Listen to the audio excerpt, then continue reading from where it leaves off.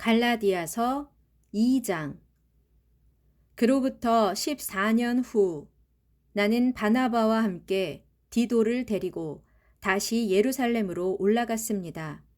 그때 내가 예루살렘에 올라간 것은 하나님의 계시에 따른 것으로, 거기서 나는 내가 이방 사람들에게 전파하고 있는 복음의 내용을 그들에게 설명해 주었습니다. 그리고 그곳 지도자로 여겨지는 사람들에게는 개인적으로 따로 시간을 내어 설명했습니다.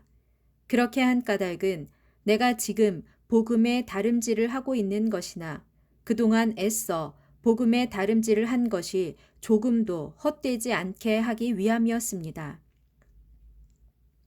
나와 함께 지낸 디도는 헬라 사람인데도 나는 그에게 할례를 받도록 강요하지 않았습니다.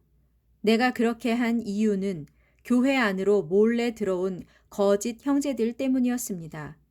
그들은 우리를 율법의 종으로 삼고자 그리스도 예수 안에서 우리가 누리고 있는 자유를 엿보려고 우리 가운데 몰래 파고 들어온 사람들입니다. 하지만 우리는 그런 가짜 신자들에게 잠시도 틈을 주지 않았습니다.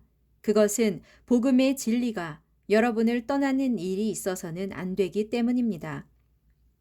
하나님께서는 겉모양으로 사람을 판단하지 않으시기에 사실 나에게는 신분이 조금도 중요하지 않았습니다만, 예루살렘의 유명한 사람들로 말하자면 그들은 내가 전하는 복음의 말씀에 한마디도 보태지 않았습니다.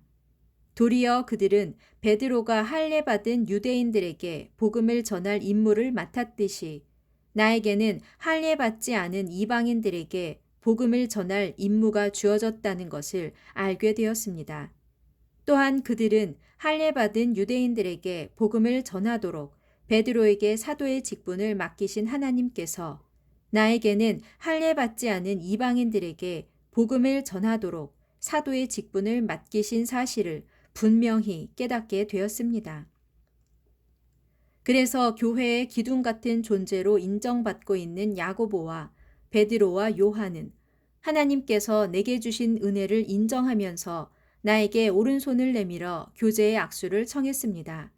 그리하여 우리는 주로 할례 받지 않은 이방인들에게로 가서 복음을 전하고 그들은 주로 할례 받은 유대인들에게로 가서 복음을 전하기로 했습니다. 다만 그들이 우리에게 요청한 것은 가난한 형제들을 언제나 잊지 말고 도와주라는 것이었는데, 사실 그런 일이라면 이전부터 내가 마음을 다해 힘써 해오던 일이었습니다. 그런데 언젠가 베드로가 안디옥에 왔을 때 나는 그를 책망한 적이 있었습니다. 그것은 베드로가 명백히 잘못을 저질렀기 때문입니다. 그때 베드로는 야고보가 보낸 몇몇 사람들이 오기 전까지만 해도 할례 받지 않은 이방인 형제들과 어울려 즐겁게 식사를 하고 있었습니다. 하지만 그들이 오자 베드로는 갑자기 태도를 바꿔 이방인 형제들과 식사를 하지 않고 자리에서 일어나 나갔습니다. 베드로는 할례 받은 유대인들을 의식하여 그들을 두려워했던 것입니다. 베드로가 그렇게 행동하자 그를 보고 나머지 다른 유대인들도 베드로처럼 위선적으로 행동했고, 마침내는 바나바조차 위선에 휩쓸리고 말았습니다. 그때 나는 그들이 복음의 진리에 따라 올바로 행동하지 않은 것을 보고 그들 모두가 있는 자리에서 베드로에게 이렇게 말했습니다. 당신은 원래 유대인인데도 다른 유대인들과는 달리 율법에 구애받지 않고 이방인들처럼 살아왔소. 그런데 이제 와서 이방인들에게 유대인처럼 살라고 강요할 수가 있는 겁니까? 본래 우리는 유대인으로 태어났고 이른바 이방 죄인들이 아닙니다. 하지만 우리는 율법을 잘 지킨다고 의롭다 인정받는 것이 아니라 예수 그리스도를 믿어야만 비로소 의롭다 인정받는다는 사실을 알고 있습니다. 그렇기에 우리는 율법을 잘 준행함으로써가 아니라 그리스도를 믿음으로써 의롭다 인정을 받고자 이처럼 예수 그리스도를 믿게 된 것입니다.